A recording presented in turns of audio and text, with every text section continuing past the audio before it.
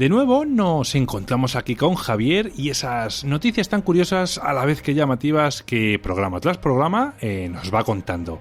Las de hoy son muy variadas. Javier, bienvenido otra semana más al programa. Muy buenas, Víctor. Encantado de estar aquí otra semana más. ¿Cómo va ese verano? ¿Cómo van las vacaciones?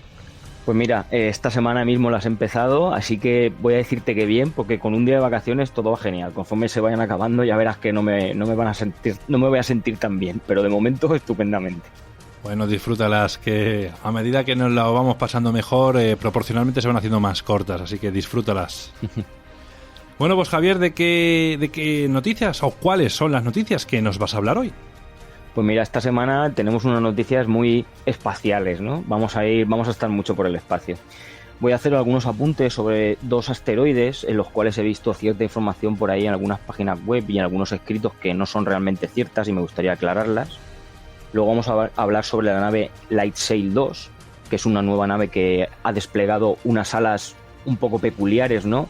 Y que va a ser un gran salto de tecnología para los futuros viajes espaciales. También vamos a hablar sobre la posible solución, entre comillas, de la ecuación de Drake. También hablaremos de la sal de mesa encontrada en la Luna Europa, parece ser. Vamos a hablar un poquito de una cosa muy curiosa de la naturaleza, que son las polinias que se forman en la Antártida. Y también hablaremos sobre el origen de los anillos de Saturno. Muy bien, pues si te parece empezamos con la primera, que habla sobre los asteroides 2010 PK9 y el asteroide 2007 FT3. Cuéntanos, Javier. Pues sí, mira, he encontrado ciertas informaciones por ahí, ¿no? De el posible impacto, casi inminente impacto de estos dos tipos de asteroides en la Tierra, ¿no? Voy a decirte que, por ejemplo, que de acuerdo con cierta información publicada por el Centro de Estudios de Objetos Cercanos a la NASA, estaba previsto que este pasado 26 de julio de 2019, este asteroide llamado 2010 PK9, que tiene unos 260 metros de diámetro, pasara a una distancia de unos 7,4 millones de kilómetros de la Tierra. Pues bien, tenemos que decir que la NASA lo considera potencialmente peligroso porque así clasifica a todos los objetos que se ubiquen a menos de 150 millones de kilómetros de la Tierra. Que esto siempre pasa, o sea, esta escala es inamovible. Sin embargo, por ejemplo, no hay riesgo, como ya te he dicho, de que este asteroide impacte en la Tierra, salvo que hubiese un cambio drástico en su órbita. Y esto solamente puede pasar si chocara con otro objeto que no haya sido detectado, pero este no ha sido el caso. Y por otra parte, también hay que hablar de la probabilidad de que el otro asteroide, que es el 2007 FT3, que tendría un diámetro de unos 340 metros, impactara en la Tierra durante el mes de octubre próximo, como según aseguran, por lo que he podido leer, algunas publicaciones. Pero voy a decirte que la probabilidad es de 1 entre 11 millones, por lo que he estado informándome en la página web oficial de la NASA. Estas cosas, como bien sabemos, se miden por la escala de Torino, que es uno de los indicadores utilizados por la NASA, que mide este riesgo de impactos, por llamarlo de alguna manera, contra la Tierra, en un periodo máximo de 100 años. Pues bien, las probabilidades de que este último asteroide del que estamos hablando, del 2007 FT3, impactara contra la Tierra, las posibilidades son 0. Sí que es verdad que hay que decir que en esta ocasión, por ejemplo, la distancia de este asteroide, del 2007 FT3, será de unos 4 millones de kilómetros. Pero tenemos otros años más adelante en los que hay otros valores más cercanos. En el año 2107 va a pasar cerca de nosotros, pero cerca hablamos de una distancia de unos 212.000 kilómetros respecto a la Tierra. Y tenemos otro acercamiento más, unos años más adelante, que será el año 2116, en el que va a pasar a unos 20.000 kilómetros de la Tierra, que esto sí que es considerado una distancia muy cercana. Pero según se explica en este estudio de los chicos de la NASA, hay que decir que aunque sea una distancia excesivamente cercana, hay que reiterar que lo único que podría hacer que este cuerpo impactara con la Tierra sería un repentino cambio de órbita, lo cual se considera realmente improbable. Lo que debería ser alarmante, ¿no?, sería, por ejemplo, vamos a recordarlo, que un asteroide que pasara una distancia con medida del diámetro de la Tierra, que eso serían unos 12.700 kilómetros. Eso sí que ya es para temer una colisión. Pero como bien explica la NASA, es prácticamente nula la posibilidad de que uno de estos asteroides vaya a impactar contra la Tierra. Lo que pasa es que, por lo que he estado viendo por ahí, hay algunos medios que, por darle un carácter de sorpresa, ¿no? Remarcan estos datos como si fueran únicos o como si no pasaran nunca. Pero lo que hay que tener realmente es la suficiente paciencia, ¿no? Para indagar un poquito y ver cuáles son las verdaderas posibilidades de estos impactos, y en cuanto averigüemos un poco nos damos cuenta de que estos impactos no van a producirse. Así que quería aclarar esto, ¿no? En conclusión, digamos que es falso que la NASA haya alertado sobre el riesgo del impacto de estos asteroides. Uno de ellos que fue el pasado 26 de julio, cuando hablamos del 2010 PK9, y del futuro próximo que tenemos el 3 de octubre, que sería cuando impactaría, entre comillas, digámoslo, el 2007 FT3.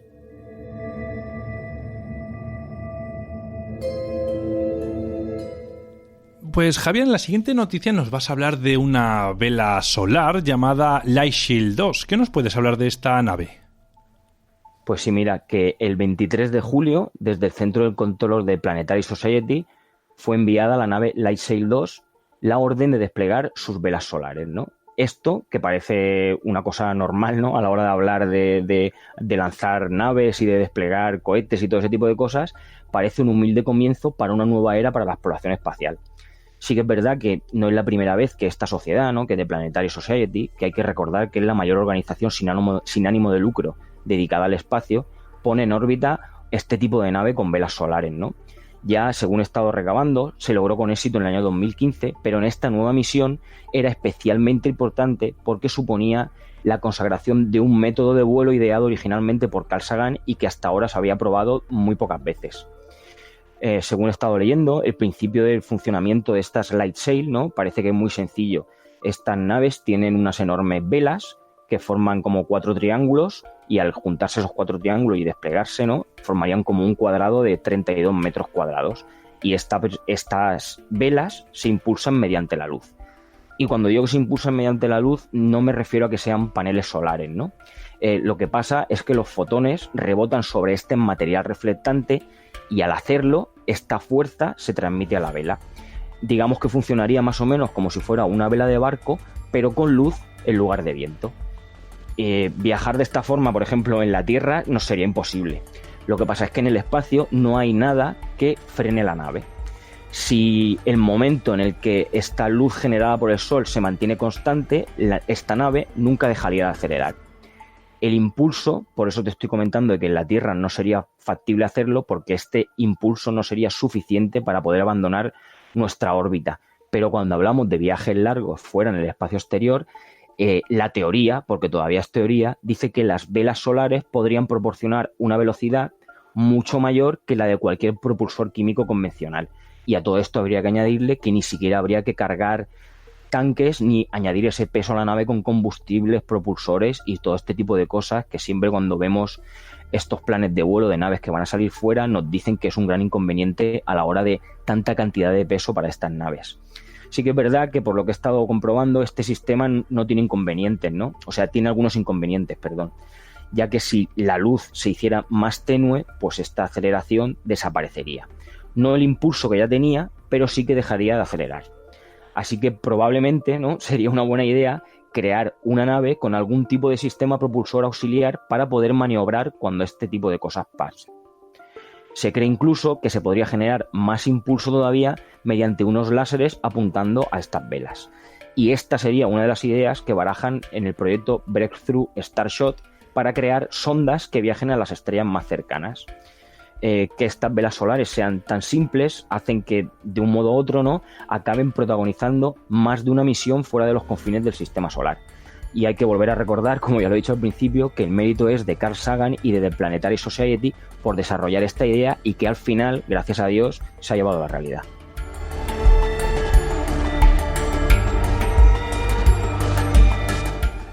En la siguiente noticia nos vas a hablar sobre esa obsesión que tenemos continuamente por encontrar vida en lo que es el espacio.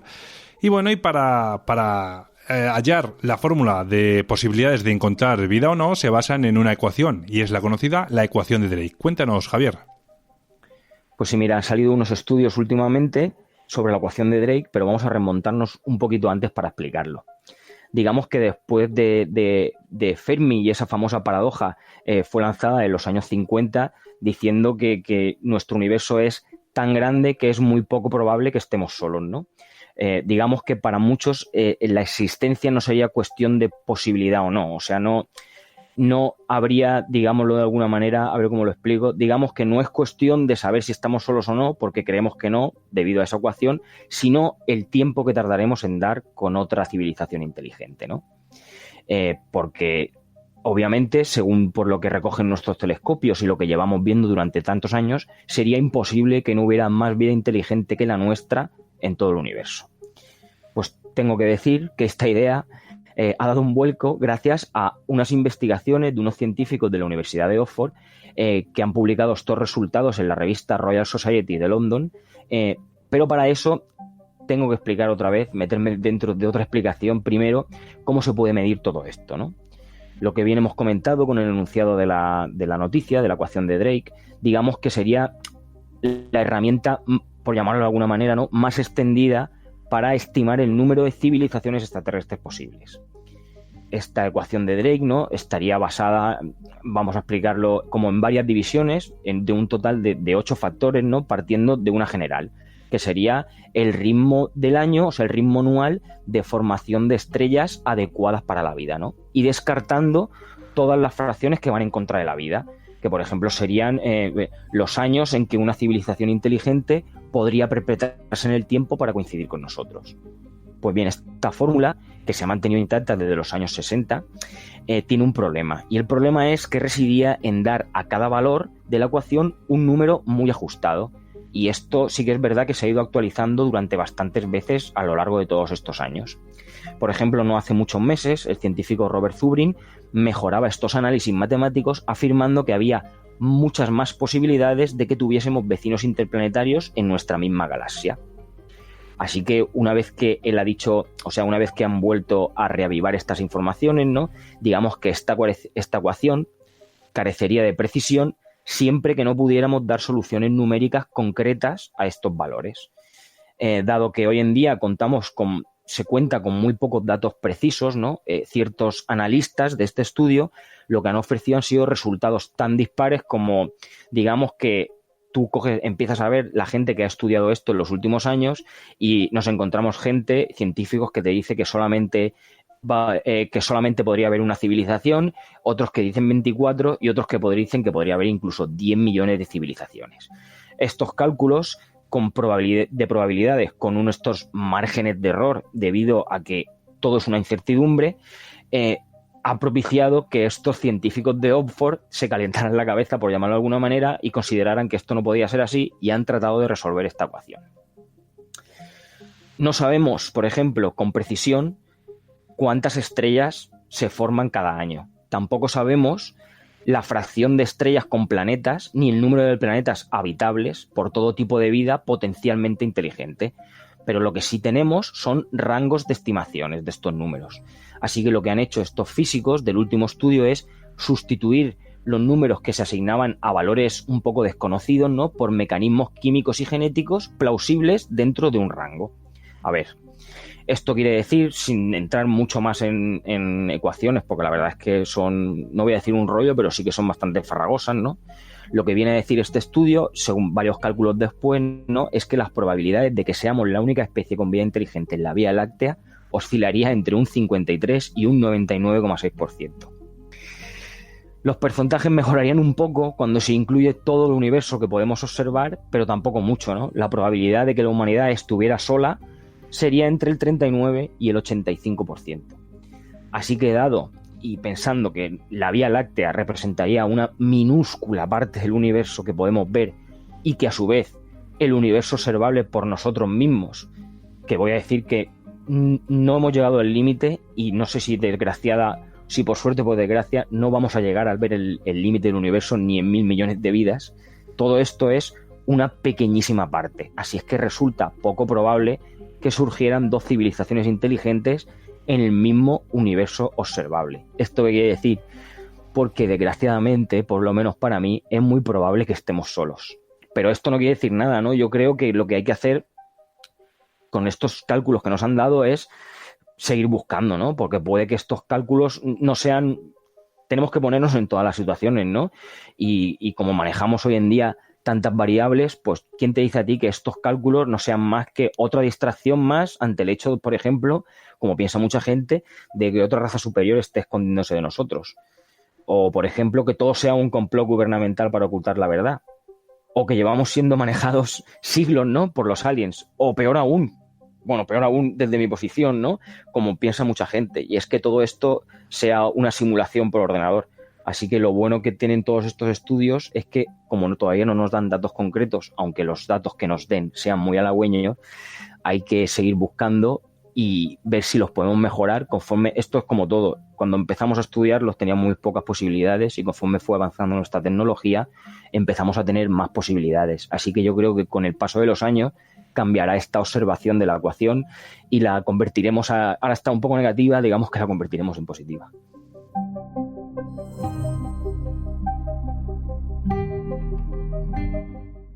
Bueno, en la siguiente noticia, Javier, nos vas a hablar de la luna Europa y de una sal de mesa o sal común que han encontrado en esta luna. Cuéntanos, Javier. Pues sí, mira, ahora mismo tenemos un estudio que acaba de terminar y que nos dice que si uno de nosotros cogiera un pedacito de la superficie de la luna Europa de Júpiter y la chupara, obtendríamos uno de los sabores más familiares que tenemos en la Tierra, que es la sal de mesa común, como tú bien has dicho, ¿no? Estos hallazgos recientes sugieren que la capa de hielo que cubre a Europa contiene cloruro de sodio, que es el principal componente de la sal que usamos en la comida. El descubrimiento ha sido realizado por científicos de la NASA y del Instituto Tecnológico de California y ha sido publicado en la revista Science Advance.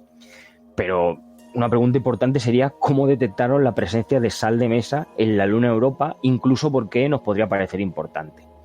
Pues mira, gracias a las imágenes que envía la sonda Galileo, que lleva enviando, mejor dicho, desde mediados de los 90, los científicos saben que algunas partes de la superficie de Europa son de un color amarillento. Pero si bien esta sonda Galileo no solamente envía fotos, sino que también ha ido enviando datos con el paso de los años. Toda esta información ha permitido descubrir que la superficie de la luna Europa tendría una capa de gruesa de hielo y que debajo de esta capa habría un amplio océano. El análisis de estos datos parecería que una de las sustancias de la capa de hielo era algo parecido a sulfato hidratado de magnesio, o lo que aquí en la Tierra conocemos como sales de Epsom, que toda la gente las conocerá porque son incluso usadas como si fueran nutrientes de abono, ¿no?, para el suelo, para la agricultura, o como sales de baño, incluso se usan para fines médicos. Lo que pasa es que estas sales Epsom no explican ese color amarillo en algunas zonas de la Luna que se veían en estas fotos. Pues en 2015, Kevin Hunt, que es uno de los autores de este estudio, y Robert Carlson, ambos astrónomos de la NASA, hicieron un experimento con sal de mesa normal, ¿no?, con cloruro de sodio, sometiéndola a cierto tipo de condiciones que ellos piensan que tendría en esta luna Europa. ¿Cómo lo hicieron? Pues irradiaron esta sal de mesa con electrones y vieron que adquiría una tonalidad amarillenta similar a la que se aprecia en esta luna Europa. Aún así, no siendo suficiente, ¿no?, esta coincidencia de color para probar que de verdad se trataba de sal de mesa, se necesitaban más pruebas. Nos remontamos a entre mayo y agosto de 2017 y Samantha Trumbo, que es candidata a un doctorado en Ciencias Planetarias de Caltech y autora principal de este estudio, tuvo que recurrir al telescopio Hubble para observar la superficie de Europa y así despejó un montón de dudas que tenía ella, y gracias a ella nosotros, ¿no? Los datos de Hubble lo que coincidían era con los de los experimentos de la sal de mesa de la NASA.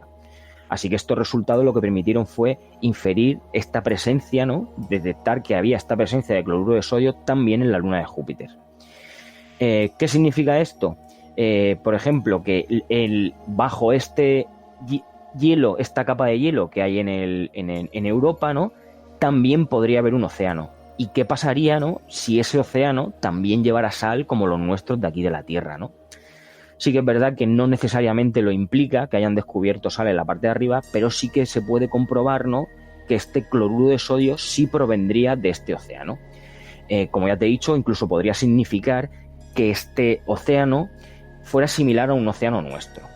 Eso lo único que querría decir sería que, por ejemplo, ahí hubo, por decirlo de alguna manera, procesos químicos parecidos a los que nosotros tuvimos aquí en la Tierra. Así es que esta semejanza, ¿no?, entre nuestros océanos y el océano de esta luna de Saturno podría ser positiva para la habitabilidad del océano de Europa, ¿no? Digamos que se asemejaría más a esto, pero sí que es verdad que tenemos que decir que con los datos que hay hoy en día no tiene por qué decir directamente que exista vida en este océano, pero sí que nos eleva las opciones, ¿no? Al ser un océano tan parecido al nuestro y a tantos millones de kilómetros de distancia.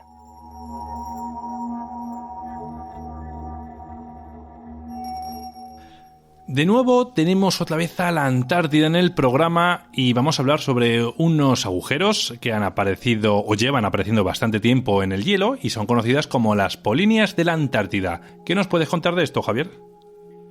Pues mira, para mí ha sido muy curioso, porque la verdad es que no tenía ni idea hasta que me saltó la alarma y empecé a investigar un poquito y a leer, y me pareció, la verdad es que digno de resaltarlo, porque ya te digo, yo no tenía absolutamente ni idea, ¿no? Para empezar un poquito con los antecedentes, ¿no? Digamos que desde que la gente que estudia los glaciales, ¿no? Que son los glaciólogos, desde que tienen la ayuda de los satélites, se han ido observando este extraño fenómeno sobre los hielos de la Antártida, para el cual no se tenía explicación, y eran estos agujeros que dejaban ver el mar situado justo debajo. Pues bien, la palabra técnica para denominar estos agujeros es polinia, que viene del ruso polinie, escrito con 2 Y, y que significa agujero en la nieve. Cuando hablamos de estos agujeros, no hablamos de agujeros pequeños, sino que hablamos de unas grandes ventanas al mar con tamaños, por ejemplo, desde que se vienen observando, que el primero fue en 1974, se comparaban con el tamaño incluso de Nueva Zelanda. Aquel enorme agujero observado en el mar de Weddell se volvió a visualizar en 1975 y en 1976, y tras este último avistamiento desapareció.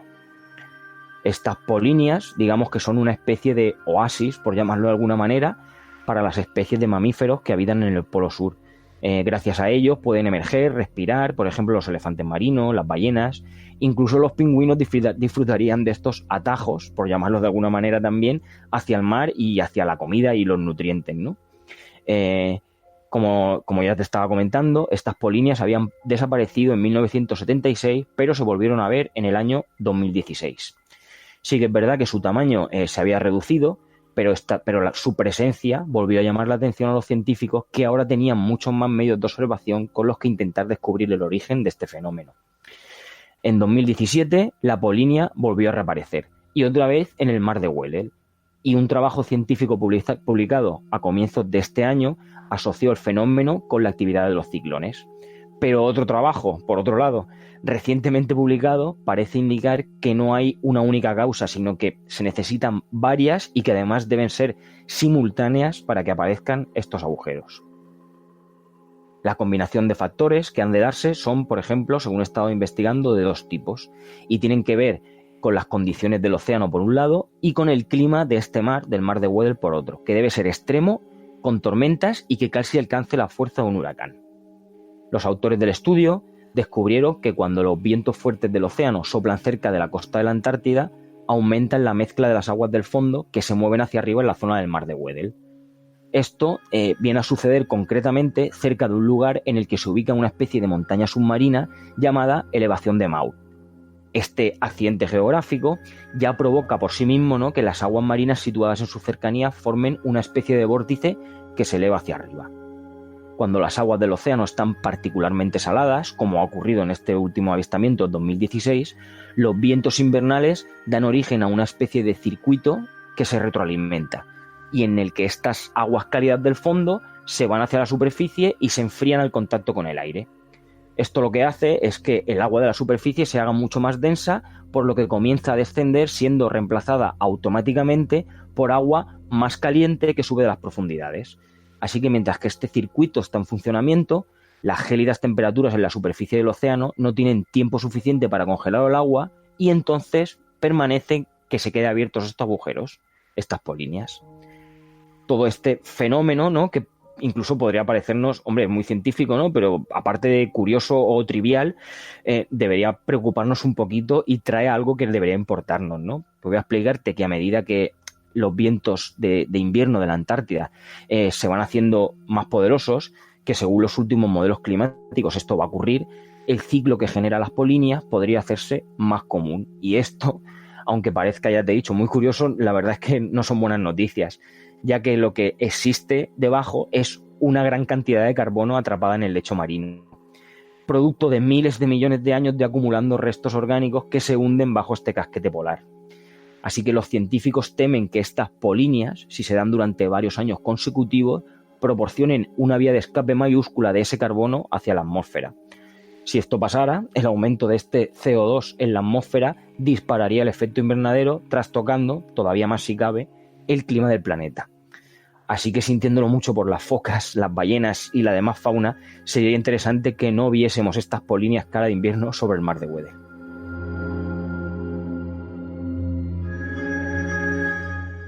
En la siguiente y última noticia, Javier, nos vas a hablar sobre los anillos de Saturno y su origen, cómo llegaron a ser ese cúmulo de rocas que giran alrededor del planeta. Cuéntanos, Javier. Pues mira, recién un estudio que ha sido sacado a la luz en la revista Nature, los anillos de Saturno serían restos fósiles de una luna cubierta de hielo cuyo núcleo rocoso se sumergió en el planeta poco después de que este planeta se formara hace unos 4,5 mil millones de años. Los anillos de Saturno, sí que es verdad que a lo largo de toda esta historia han desconcertado a los científicos desde que fueron descubiertos a mediados del siglo XVII. En particular, digamos, ¿no?, que ninguna de las hipótesis sobre su origen había podido explicar hasta ahora por qué esas partículas individuales de los anillos, que varían en tamaño desde bolas de granizo del tamaño de una pelota de baloncesto hasta, digamos, otras diminutas, tenía un promedio de entre un 90 y un 95% de hielo. Si la Luna se desintegró, si esta Luna que chocó con Saturno, se desintegró en su órbita, como algunos astrónomos han sugerido, los anillos deberían estar compuestos aproximadamente por la mitad de hielo y la mitad de roca, como la mayoría de las lunas que hay lejos del Sol, ¿no?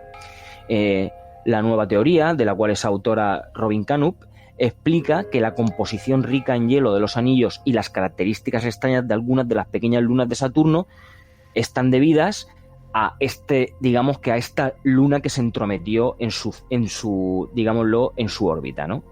A medida que este planeta se fusionó durante el nacimiento del sistema solar hace más de 4,5 millones de años, el disco giratorio de gas que lo rodea incluía varias lunas del tamaño de Titán, que es el satélite más grande de Saturno, incluso alguna un 50% más grande que la luna de la Tierra. Sin embargo, estas interacciones gravitatorias provocaron que alguno de estos satélites entrara en lo que los científicos llaman espirales de la muerte y se hundieran en este mismo planeta. El sistema de anillos de Saturno sería, por tanto, los restos de la última luna que entró en esa espiral de la muerte y que sería una gigantesca bola de hielo con un núcleo rocoso. Los fragmentos de esa luna, que en su origen tendrían entre 1 y 50 kilómetros de diámetro, formaron un sistema de anillos de hielo hasta 1000 veces la masa de los anillos de la actualidad. Lo que pasa que durante los posteriores 4,5 mil millones de años, las innumerables colisiones entre estos grandes trozos han producido el gran anillo de partículas más pequeños que podemos ver hoy en día. Esta nueva hipótesis lo que también explica sería cómo las lunas de Saturno que orbitan más allá del borde del sistema actual de anillos que vemos, cómo se podría haber formado, ¿no?